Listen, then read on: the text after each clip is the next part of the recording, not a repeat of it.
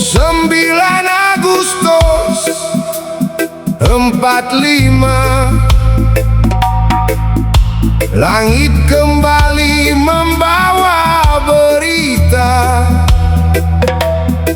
Dunia menahan nafas sejenak. Perang belum juga beranjak.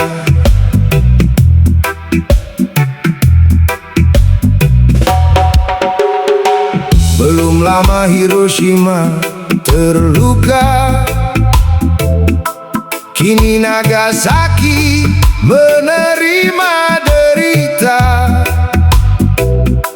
Ledakan kedua mengguncang bumi,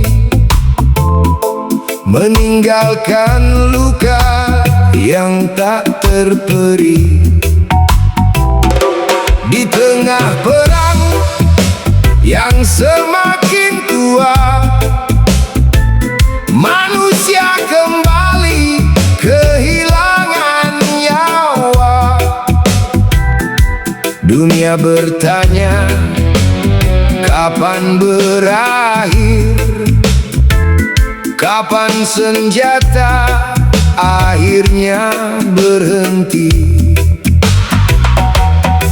Dan jauh dari tanah Jepang, sebuah perjalanan masih berlangsung. Tiga anak bangsa membawa harapan menuju pertemuan yang menentukan. Dunia kembali diguncang, langit berubah, bumi pun bimbang. Namun di balik gelapnya zaman, Indonesia menyimpan harapan. Dunia kembali diguncang, perang semakin kehilangan arah. Dan di dada anak-anak bangsa, merdeka semakin dekat terasa. Soekarno, Hatta dan Rajiman melanjutkan perjalanan menuju Dalat, membawa pertanyaan tentang masa depan sebuah bangsa. Apa yang akan mereka dengarkan? Apa yang akan mereka dapatkan? Sebuah janji kemerdekaan, atau hanya bayang-bayang kekuasaan? Tak ada yang tahu hari itu apa yang akan terjadi kemudian. Namun waktu terus berlari menuju saat yang tak mungkin kembali. Dunia kembali diguncang,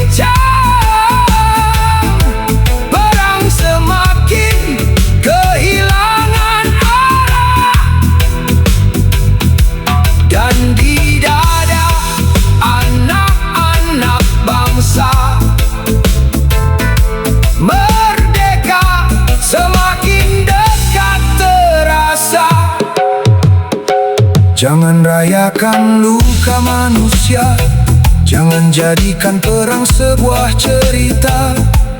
Sebab setiap korban punya keluarga, setiap nyawa punya cinta.